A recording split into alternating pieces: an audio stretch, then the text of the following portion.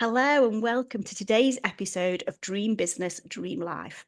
Today I am super excited to be joined by the amazing Debbie Marsden.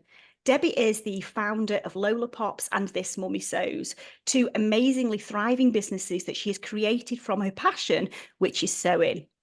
Now, when I first met Debbie back in January 2022, she was at that point of giving up. We've all been there, right? But I could see something in Debbie that at the time she couldn't yet see. But I knew her time would come, and boy, has it come. Debbie is an amazing lady and phenomenal businesswoman, and I am so excited to have her with us here today to share her journey. Hello, Debbie. Great to have us with you. Hello, thank you so much, Emma. It's made me feel a little bit emotional, that introduction. So thank you so much for that. No problem at all. No problem at all. So let's get stuck straight in. Take us right back to the start, Debbie. Why did you launch Lola-Pops, which was the first of your two businesses? Well, it is a long story, but I will condense it into it. Like I always say, in a nutshell. So believe it or not, I used to be a secondary PE teacher. I was a PE teacher for 12 years. Absolutely loved my job. I loved being a teacher. I know I had a huge impact on all the children that I taught. It was brilliant. And then, like what happens with so many mums, well, so many women, you become a mum and your priorities, completely change. Um, and basically I did what everybody did, went on maternity leave, come back because I've got a mortgage to pay, bills to pay, etc. Came back from maternity leave and kind of carried on. And then it wasn't long until I found out I was pregnant again when my second daughter, my first daughter's called Lola, my second daughter is called Poppy. So I was like, oh my God, like two children, went off on maternity leave again. And then obviously I had bills to pay, mortgages to pay, etc. So I come back from being on maternity leave. And honestly, I'd probably only been back from maternity leave about 4 or 5 weeks, and I found out I was pregnant again. And I was like, oh my goodness, like totally unexpected, thinking, three little ones, like how am I going to cope? I can't believe this. But obviously the little seed was planted. Like I started getting really excited about the future. And unfortunately, that pregnancy ended up being an ectopic pregnancy, and it was quite a traumatic experience. I was rushed to hospital. I had emergency surgery. I lost my left fallopian tube. I was told, the chance of having any more children was slim. And I think because I'd gone through two normal healthy pregnancies at the time, I just totally wasn't prepared for anything like that going wrong. Like I was one of them people that people were jealous of. When I was pregnant, I was like glowing and, no weight gain, just a little bump. So people like absolutely hated me when I was pregnant. So I was just thinking, yeah, this is easy. And then when that happened to me, it was just awful. I think initially, when I was in hospital for about a week after it had happened, and it didn't truly hit me. And I remember my husband saying to me, "You're dealing with this really well." And I'm like, "Yeah, yeah, yeah, I'm fine." And it only truly hit me. Honestly, I'd never forget that feeling when I was walking out of the hospital, and then what actually had happened and what I'd been through, like baby loss, emergency surgery, all that sort of stuff, just hit me like a ton of bricks. And for the following 6 months, I can only describe me as walking around with like a cloud of doom above my head. It was absolutely awful. I just felt so unhappy. I was crying all the time. I remember saying to my husband, like, I'm never going to be happy again. And that was kind of like, obviously, I then had to return back to work, and stuff like happened at, I don't know whether there's probably people listening to this who are teachers. The teaching environment that I was at, the school I was at, was a very toxic environment at the time as well. So it wasn't a supportive environment to go back to as well. And my mental health was just spiraling. It's the lowest I've ever felt. And because I'm quite a happy, bubbly, go-getter, it was totally alien to me. And I wasn't used to feeling like that. And because of my personality as well, I didn't ask for help. I didn't go to the doctors. I didn't talk to people about it. I just kept it all inside. And that, looking back now, was one of the worst things that I could have done, really. But I did what I always do, and I just got on with stuff. You know what I mean? And it wasn't until randomly, and I am a true believer in the power of the universe. I really am. There is something up there that is looking out for me, and just it kind of guides me on everything that I do. And one night, I was randomly watching the Great British Sewing Bee, as you do, because I've always been, quite crafty. Even though I was a PE teacher and quite sporty, I've always loved, a bit of crafts, and, like watching programs of like, this is the before and this is after. It kind of like, it's just really what makes me tick. So I was watching the Great British Sewing Bee and I just got this overwhelming urge. I was like, I'm going to buy a sewing machine. And I did GCSE textiles at school. So I made a play mat and I've made a 60s wrap skirt, nothing major, but I knew I could remember how to like thread the machine, but I'd not touched a sewing machine since being at school, like 15, 17 years ago, you know what I mean? So dead impulsive, straight onto eBay I went. I found this second-hand sewing machine, cost me 40 quid, and honestly, it's the best £40 I've ever spent in my life, because that £40 second-hand sewing machine has literally changed my life. It arrived a couple of days later. My mum was throwing away a couple of her old dresses, and I was like, no, mum, don't throw them dresses away. Give me that fabric. I'll see if I can make Lola and Poppy any nice dresses. And I did. That's what I did. I went onto YouTube, went onto Pinterest, and I basically taught myself how to sew. And it wasn't long until people were stopping me with Lola and Poppy in places like Asda and on the play park and that kind of thing, going, oh, your little girls' dresses are gorgeous. Because obviously I had them matching, but not matching in everything. It was like the Von Trapps of, the modern day. Honestly, I'm just obsessed. And people were stopping me, asking me, where's your little girl's dress from, etc. And being able to utter the words, I made it. Honestly, it sounds really sad, but and people who are crafty themselves saying those words, I made it. Honestly, I can't explain to you that it just made me feel so happy, so proud. Like it just something inside me was just lit up. And it sounds a bit corny when I tell people this, but I truly believe that I sewed myself happy. Um, and things started to change from there. The grey clouds lifted, and 6 months to the day of getting that second-hand sewing machine, I found out I was pregnant again with my little rainbow baby Grace, who I then went on to. So I've now got 3 girls, Lola, Poppy, and Grace. Um, and I formed Lola-Pops. It was actually my mum that said to me, because I was making all these dead nice dresses for my girls, and I just wanted like a bit of a platform just to kind of show people what I was doing, just like a little bit of a like, oh, look what I've made type thing. Never ever in a million years did I think I was going to make a business out of it. I was a full-time teacher at the time. Just the thought didn't even enter my head. And it was my mum who actually came up with the idea of the name Lola-Pops after my two daughters, Lola and Poppy. And I was like, oh, it's perfect. So my little logo, if you do stumble across my social media, etc., is actually a little hand-drawn effort, because I'm not very techy. So it's hand-drawn. If you look really close, you can actually still see the red felt tip marks where I've coloured in the red love heart, which is quite nostalgic to me. I'll never be able to change that logo.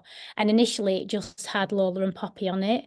And then obviously, once Grace came along, I added like a little third character. So that logo is super special to me. So that's how Lola-Pops became about. And I think at the time, because I was a teacher, I was well known in the local community.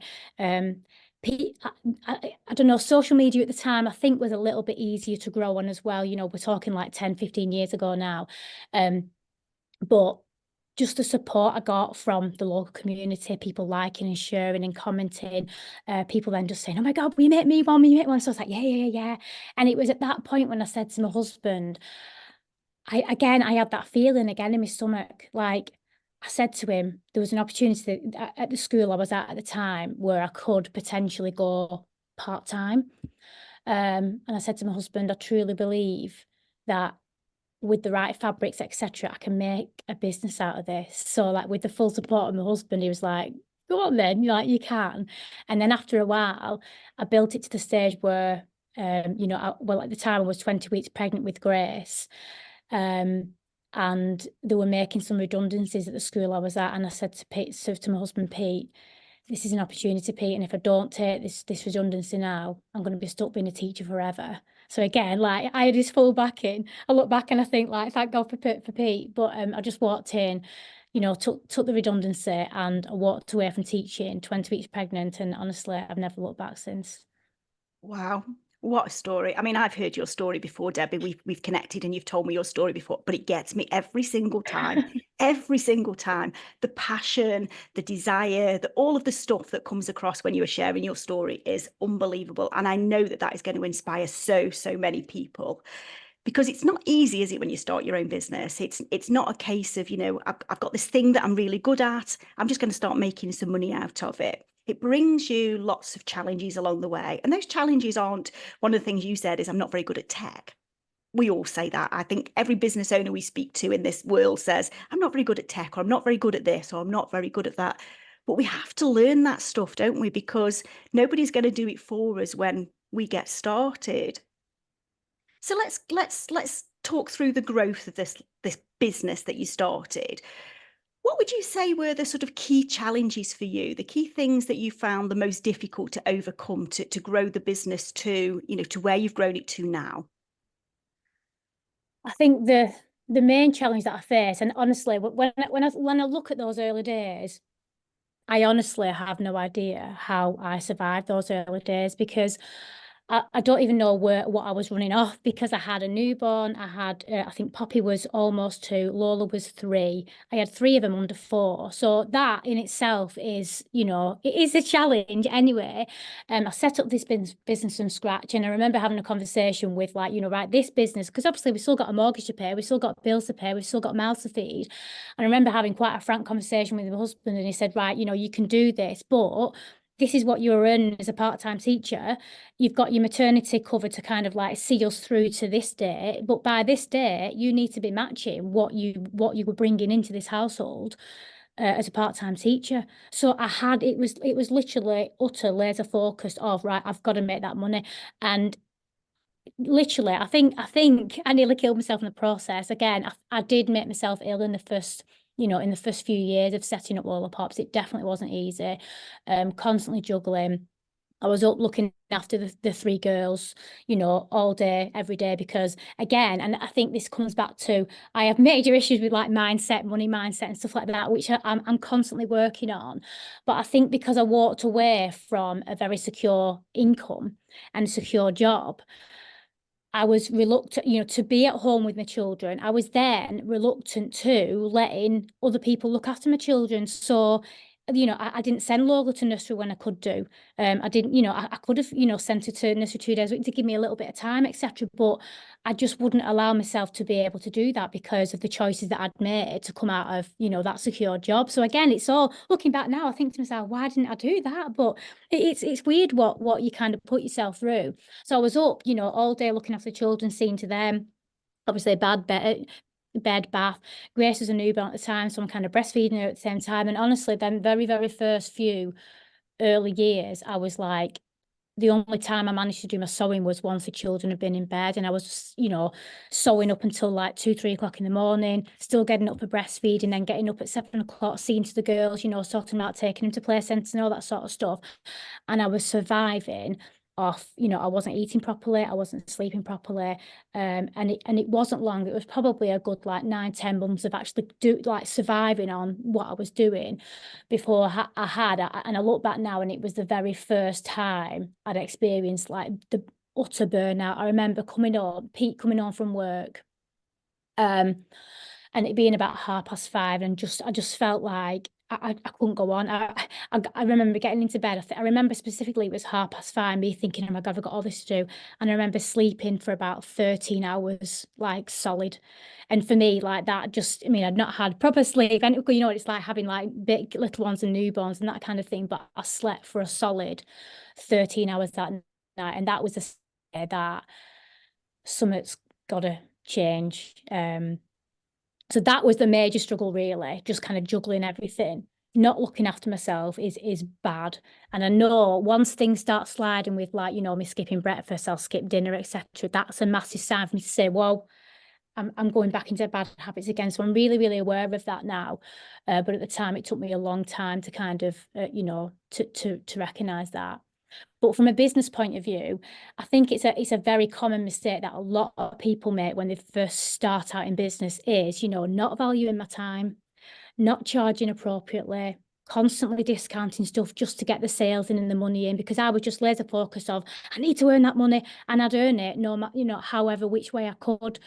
And I think looking back in the early days, not that I've got mum guilt, because I know that I've done absolutely everything I can to provide for my family. But looking back, there were things that I kind of sacrificed as like a mum of young ones to try and build this business to what it is today. And I think looking back, had I not made them sacrifices, of we've not really been on extravagant holidays with the girls and that kind of thing. But it's because, me and my husband have made made the choices to, sacrifice the secure income so that I could be at home with my girls. I've managed to take my girls to school every single day, pick them up. I've been to all the sports days, all the plays. I've never had to ask for time off work. And that, to me, is so much more important than, Yeah, yeah, than absolutely. And I earning mega think, bucks. You know what I mean? yeah, yeah. And I think that's why a lot of people start a business, isn't it? I think that's why a lot of people say, I'm going to launch a business because I want that financial freedom to be able to do the things that I want to do. They're the things that make us feel successful rather than the 10K months, the 5K months, the 20K months, whatever it is. It's not the money, it's the lifestyle that we are able to build that makes us feel like we are truly, truly successful. But at that point, Debbie, when you're at that point of, this is too much, I'm burnt out, I'm exhausted, I know I can make a business of this. I know you had a real dream at that point in terms of where you wanted to take Lola-Pops. But very easily you could have given up because when you are in that state of, I just can't do this anymore, I'm exhausted, it's hard to push through. But you didn't give up. And you went on to not only grow Lola-Pops, but also launch your second business, your more recent business, this Mummy Sews. So what happened? Talk us through how you went from feeling like I need to give up to building Lola-Pops and launching your second business. Honestly, when I look back to the time that I first met you, January 22, I think it was, wasn't it? And that is the point, like as a business owner, it's a roller coaster of a journey. And I think, I was just utterly fed up of being in the feast and famine cycle. Your orders come in, you're dead busy, then you finish your orders, nothing. And then it's just constantly it's just like a hamster wheel that I just was fed up, and I couldn't see a way of getting off that hamster wheel. It was awful. And again, we're talking like, 8 years down the line of running this handmade business. And you're right, I was exhausted, I was lonely, I just felt like I had nothing left. And I think when looking back now, it kind of comes back to my mindset, and again linking to my money mindset as well. Of I've got this ingrained belief that you have to work hard to earn lots of money. And I got to the stage where I just launched my Lola-Pops in a Box, which is my subscription box of handmade children's clothing. And again, the launch of that was absolutely amazing. The support I've had from all my loyal customers, I'm so grateful, that they've helped me to kind of build the business that I've got today.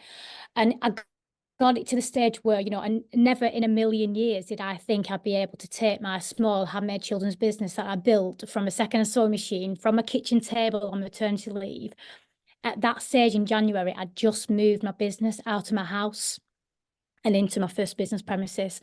So, and again, going back to my money mindset, I was having issues paying myself because it took me a couple of years to actually start physically paying myself an actual salary, and not a very decent one, to be honest with you. But, I was actually physically paying myself. But then I thought to myself, I've got to pay myself. I've now got this rent to pay.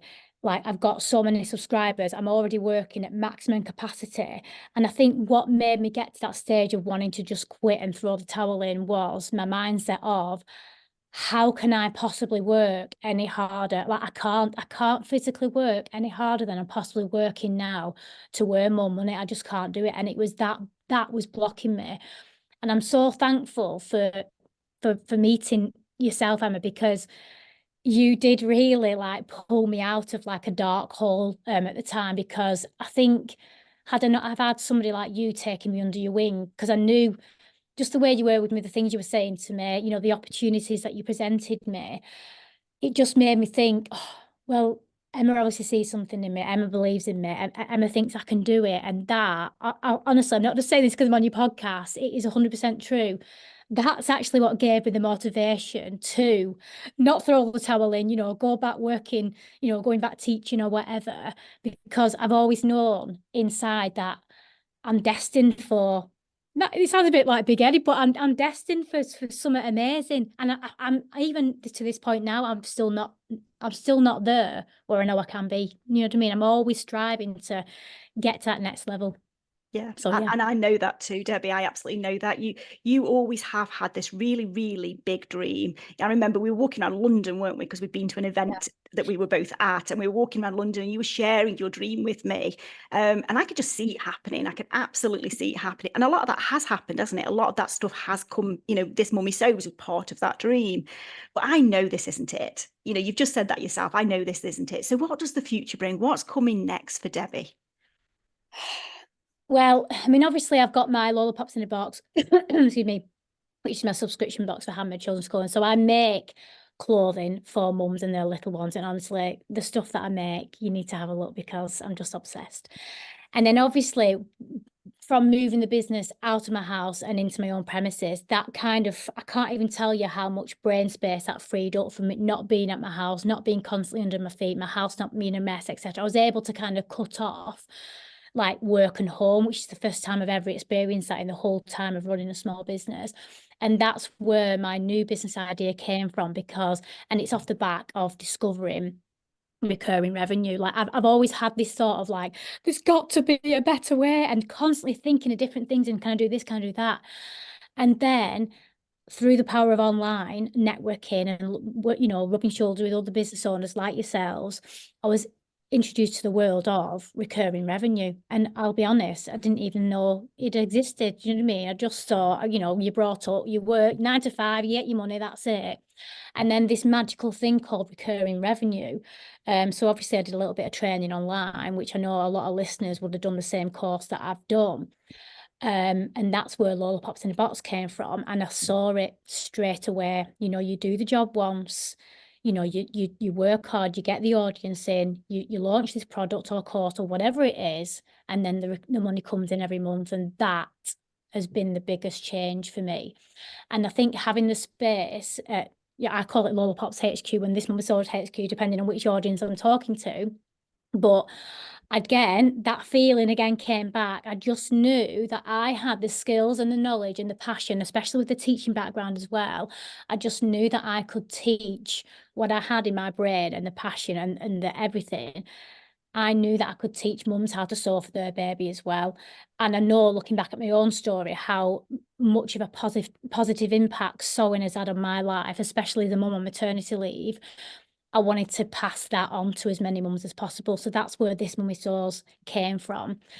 So I've spent the last like 12 to 18 months, like grafting, like I don't know what else, because I've been running Lola-Pops full time anyway. But on the side, I've been like working as hard as I possibly can, building a brand new audience of mums on maternity leave who want to learn how to sew. I've been running in-person classes, I've been popping up at local play centres. I've been honestly, if you've not seen me, I don't know where you've been hiding, because basically I've run myself ragged as I usually do. And again, it was like through speaking through your people, and that you've been a big inspiration with your membership that you launched, a few months ago. And I thought, you know what, if Emma can launch this membership, I can launch a membership too. And again, it's always been like a bit of a dream of mine. And I had this vision. Again, it comes back to the vision and the universe and all that sort of stuff. But I had this vision of, mums on maternity leave. We've not got time. We don't do stuff for ourselves.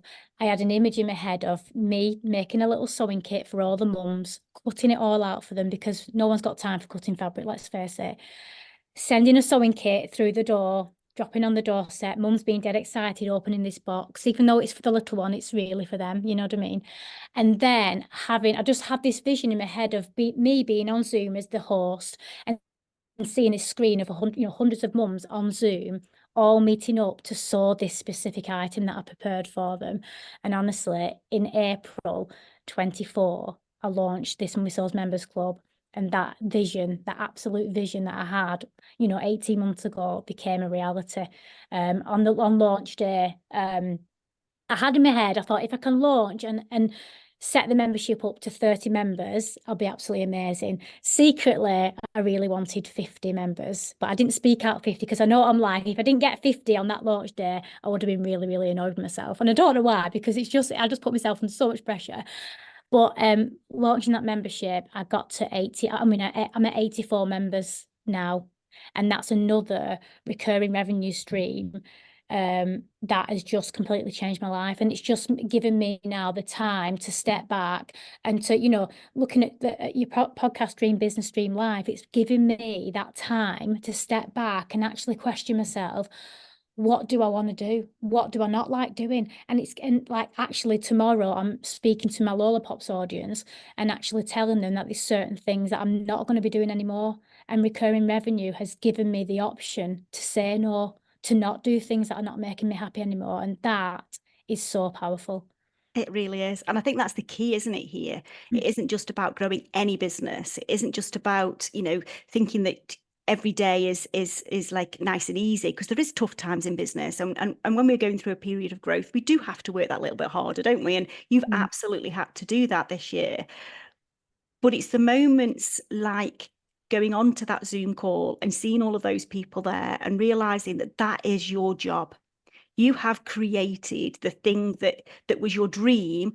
That is now your job. And all of those people there have their trust, confidence, and belief in you to enable them to start doing their dream, start living their dream a little bit. And that just, it fills my heart. It absolutely fills my heart to see people who do this. They actually do this. And it needs to be said here that this isn't because I know Debbie talks about the universe, and I absolutely agree with all of that. But this is down to Debbie. This is all down to Debbie has put the work in.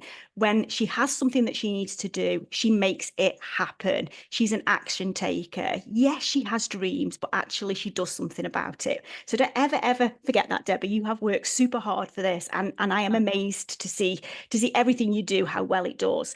So, just before we come to the end, I want you to share with our listeners. Obviously, you've given us lots of tips along the way, but what would you say would be your one top tip for any of our listeners who are thinking, do you know what? I think I'd quite like to get going with my business. Well, literally, you took the words out of my mouth because I've just written down on my piece of paper like the word action taker, and I would say that if you've got a business idea or you've got an existing business that you want to change something, etc., is just be an action taker, just actually do it. And like there's a few people that have said to me now like, oh, like you're so brave, you just do stuff. And I'll be honest with you, like I have these crazy ideas and I honestly don't know whether they're going to work. And don't get me wrong, I am freaking out inside thinking, if I do this, I don't know whether it's going to go right. But you know what, I've always had this like belief in myself, and I just know that I know the ideas that I have are good, you know what I mean? And every single idea that I had, and I've had that feeling, I've been like, no, I'm doing this. And I just think if it goes wrong, then it goes wrong. And I've just taken the action. I've not figured it all out. It's never been perfect. I've always took the action and just worried about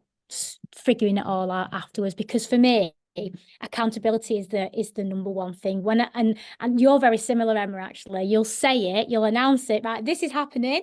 And then you think, oh my God, I'm gonna have to do it now because I've said it, you know what I mean? And Yeah, that's exactly how I roll with absolutely everything I do. So yeah, don't be hanging on, trying to get everything to be perfect. It really doesn't need to be perfect. Just do it. You've got the idea, put the action into place, and everything else will miraculously, it always happens, it just will fall into place. It really, really will. fantastic. Done is better than perfect. Absolutely agree with that. So finally, Debbie, if our listeners want to come and learn more about you and your amazing business, where is the best place for them to come and find you? So obviously I'm that crazy. I have two businesses. So with Lola-Pops, handmade children's clothing, the future is I'm going to be hopefully to, growing the number of subscribers for Lola-Pops in a box. And you can find me on Instagram and Facebook, Lola-Pops. And I also have an amazing free Facebook group called Lola-Pops Extra. That's where I hang out. I do a live in there every week. I'm always in there waving my jazz hands and doing crazy stuff and sharing all my crazy ideas. So I'd love you to join that group if you're interested in me sewing some amazing clothing for your little ones. And for This Mummy Sews, again, the future for This Mummy Sews is, obviously growing the membership. I've got so many different course ideas. Like you don't even want to know what's going on inside my brain at the minute. But yeah, you can find me again on Instagram and Facebook at This Mummy Sews. And I've also got another amazing free community group called This Mummy Sews Community Group on Facebook. Again, I'm always in there doing my lives. It'd be great to welcome you in there if you are interested in learning how to sew for your little ones as well. Brilliant. Thank you, Debbie. So thank you so much for joining me. It's been absolutely amazing, as ever, chatting to you. You have an absolutely amazing growth story that I know is going to inspire so many of our listeners. And I personally can't wait to see your growth continue. Thank you for listening, everybody. I will see you